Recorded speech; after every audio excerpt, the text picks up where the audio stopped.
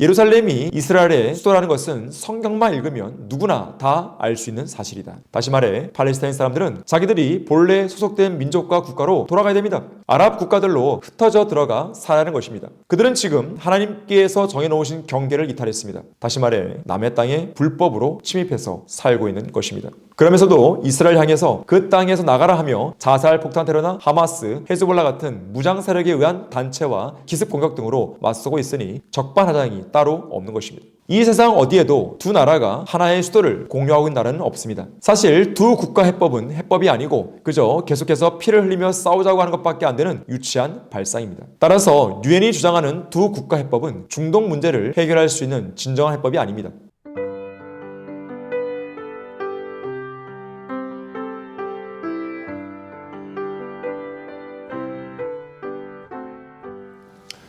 안녕하십니까?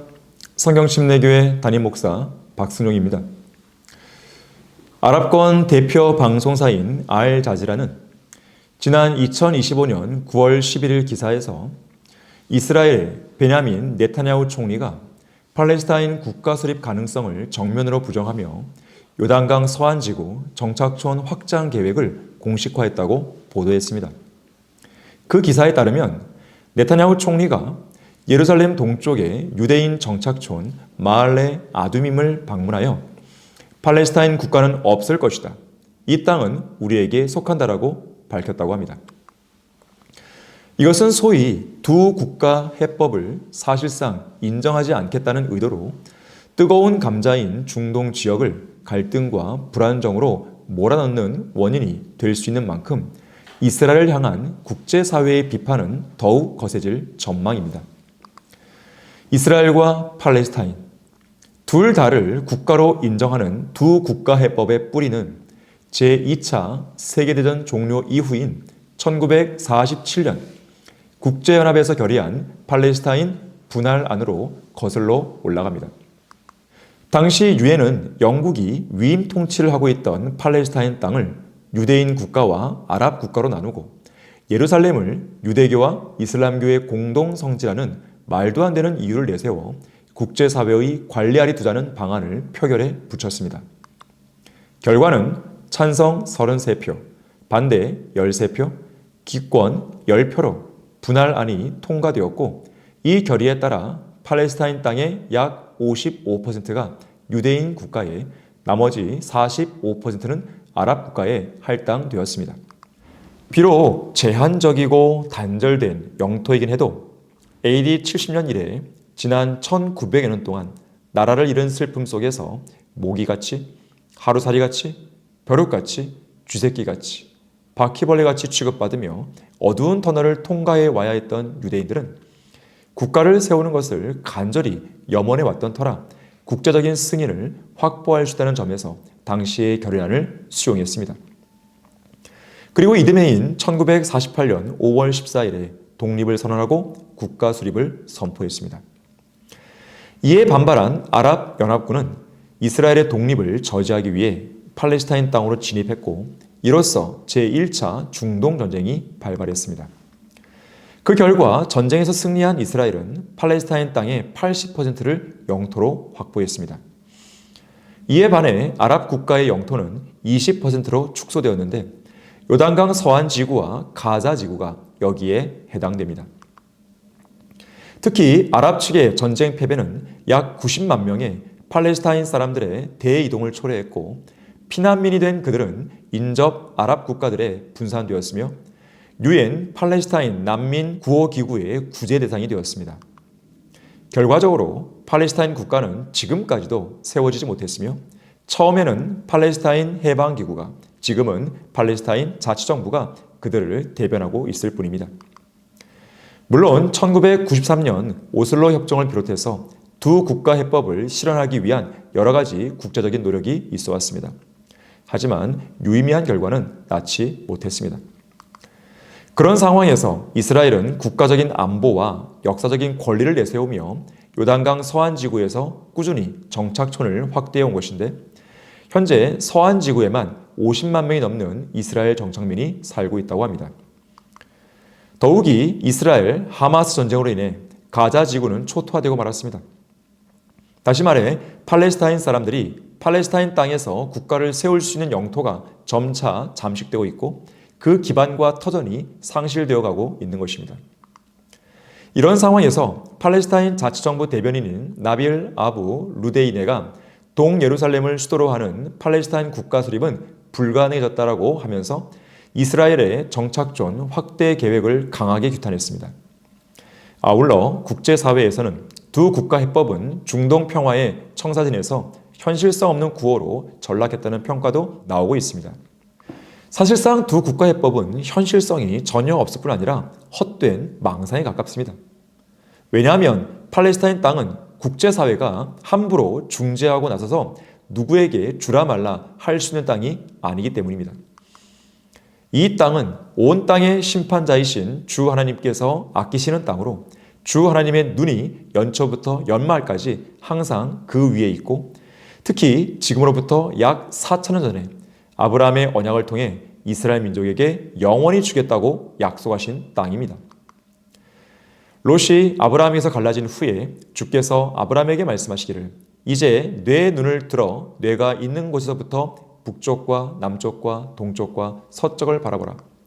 그날에 주께서 아브라함에게 언약을 세워 말씀하시기를 내가 이 땅을 이집트 강에서부터 큰 강 유프라테스까지 내 씨에게 주었으니 케닌들과 크니신들과 캄모린들과 히린들과 프리스인들과 르파인들과 아모린들과 카나안인들과 기르가스인들과 여부스인들의 땅이라 하시니라. 하나님께서 이스라엘 민족에게 영원히 주겠다고 약속하신 땅 안에는 팔레스타인뿐 아니라 이집트 북부, 시나이 반도, 시리아, 요르단, 이라크의 절반이 포함됩니다. 다시 말해 뜨거운 감자인 팔레스타인 땅에 대한 모든 다툼과 논쟁은 이미 4,000년 전에 확정 판결이 내려진 사안인 것입니다. 이는 온 우주의 최고 권위자이신 하나님께서 그분이 갖고 계신 최고 권위에 따른 맹세로 이스라엘에게 주신 땅이라고 확정하셨기 때문입니다. 실로 사람들은 자기보다 더 위대한 일을 두고 맹세하니 확정을 위한 맹세는 그들에게 모든 다투는 일의 종결임이라. 1947년 유엔 총회의장 오스왈드 아라냐가 팔레스타인 분할안을 발표하기 약 4개월 전인 7월 9일에 유엔 팔레스타인 위원회에서 아주 특별한 회의가 열렸습니다. 이 회의에서는 예루살렘의 랍비 총회장 피시만과 아랍계 영국인 압둘 라우만 사이에 의미심장한 대화가 오갔는데 주요 내용은 다음과 같습니다. 먼저 압둘 라흐만이 묻습니다. 하나님의 약속은 언제 주어졌습니까? 그러자 피시만이 답합니다. 그 약속은 4,000년 전에 아브라함과 이삭과 야곱에게 주어졌습니다. 그러면 하나님께서 그 약속을 다시 확인하신 때는 언제였습니까? 모세 때였습니다. 하나님께서 하갈과 아브라함 사이에서 난 이스마엘에게서 10지파가 나올 것이라고 약속하셨습니까? 그런 약속은 하신 적이 없습니다. 오직 이삭의 아들 야곱에게서만 12지파가 나올 것이라고 약속하셨습니다. 유대인들에 따르면 유대인들이 이 나라로 돌아오는 일은 메시아의 재림과 동시에 일어나야 하는 것 아닙니까? 아닙니다. 유대교의 전통에 의하면 메시아께서 나타나시기 전에 유대인들이 팔레스타인으로 돌아오게 됩니다. 유대인들이 먼저 돌아온 이후에 메시아께서 나타나시는 것입니다. 그러면 유대인들이 팔레스타인으로 돌아온 때부터 얼마 후에 메시아께서 나타나실 것이라고 봅니까? 그것은 아무도 모르는 일입니다. 실로 엄청난 내용의 대화가 역사적인 현장에서 오간 것인데 당시 피시만 랍비는 예루살렘이 유대 국가의 옛 수도라고 선언하면서 다음과 같이 말했습니다. 오 예루살렘아, 내가 너를 잇는다면 내 오른손으로 그 기교를 잊게 하라. 우리는 예루살렘에서 유대인에게 속한 부분인 성벽 바깥쪽이 유대 국가에 포함되기를 강력하게 촉구하는 바입니다. 하지만 유대는 감히 제멋대로 위대한 왕의 도성 예루살렘을 소위 국제화 도시로 만들어버렸고 그 결과 중동 지역은 화약고가 되고 말았습니다. 사실 이 문제와 관련해서 가장 큰 책임은 팔레스타인 땅을 유대인들에게 주겠다는 약속을 지키지 않은 영국에게 있다 해도 과언이 아닙니다. 왜냐하면 중동 지역의 문제가 벨푸어 선언과 밀접한 관련이 있기 때문인데 영국에서 이 선언에 따라 약속을 이행하지 않은 것이 중동 비극의 씨앗이 된 것입니다. 제1차 세계대전 당시 영국의 맨체스터 대학교의 화학교수이자 유대인이었던 하임 바이츠만 박사는 옥수수에서 추출하여 만든 아세톤으로 영국을 위시한 연합국에게 전쟁의 승리를 가져다 준 적이 있습니다.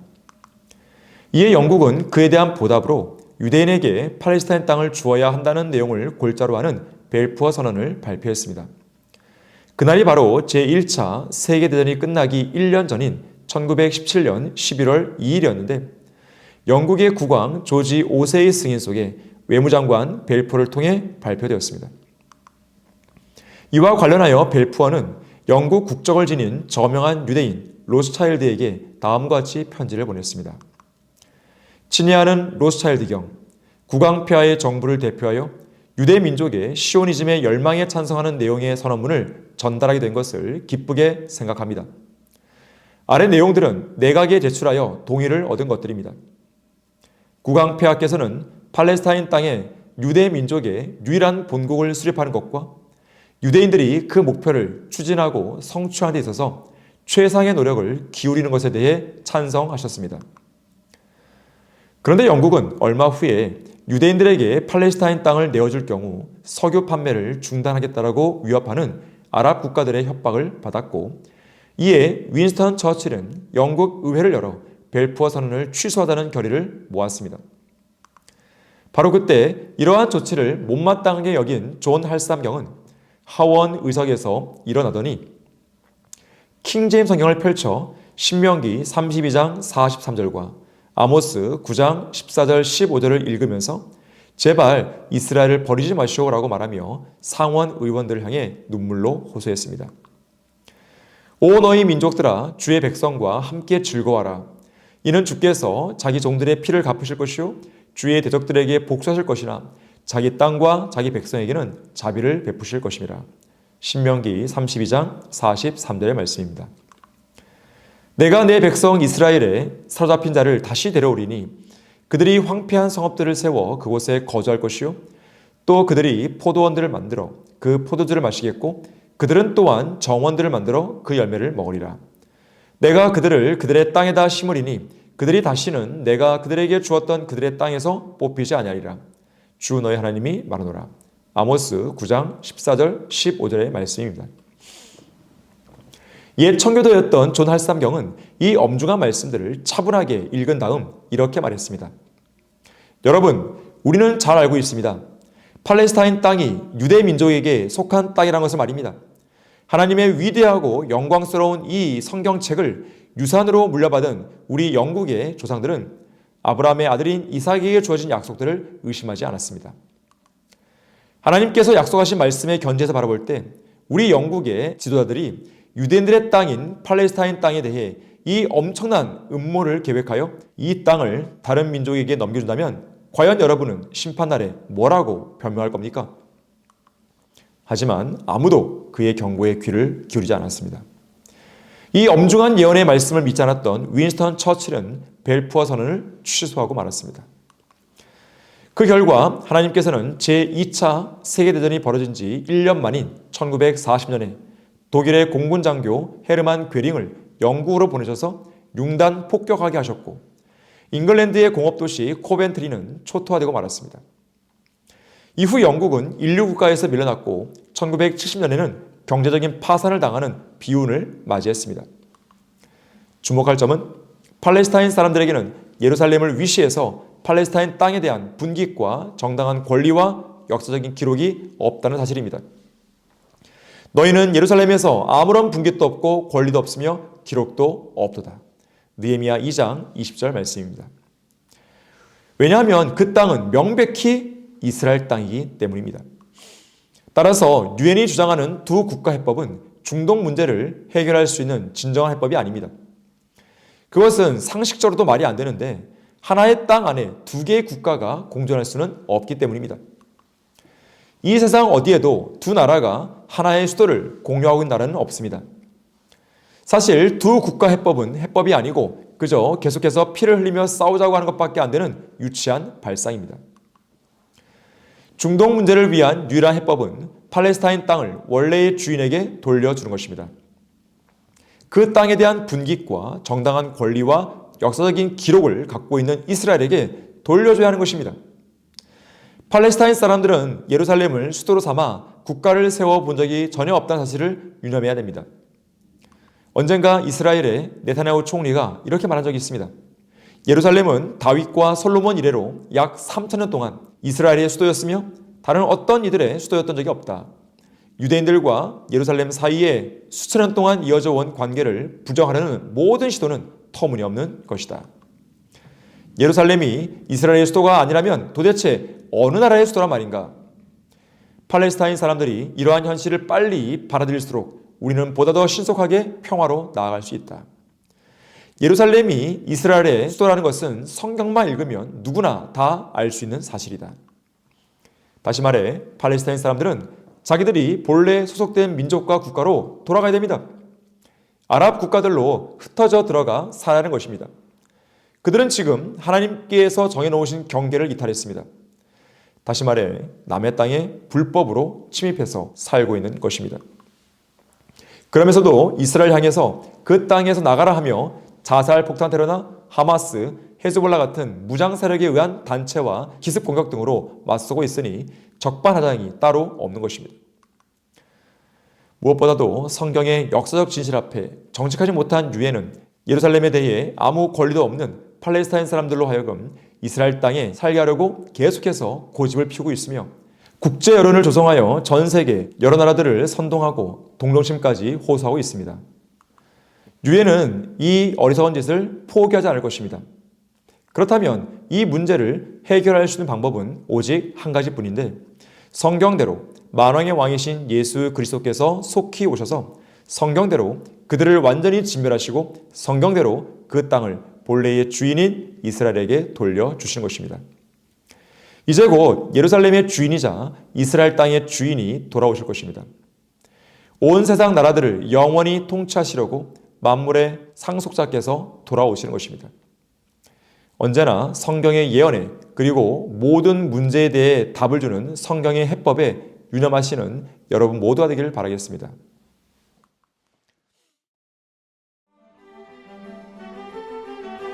그리스도인은 한글 킹제임스 성경을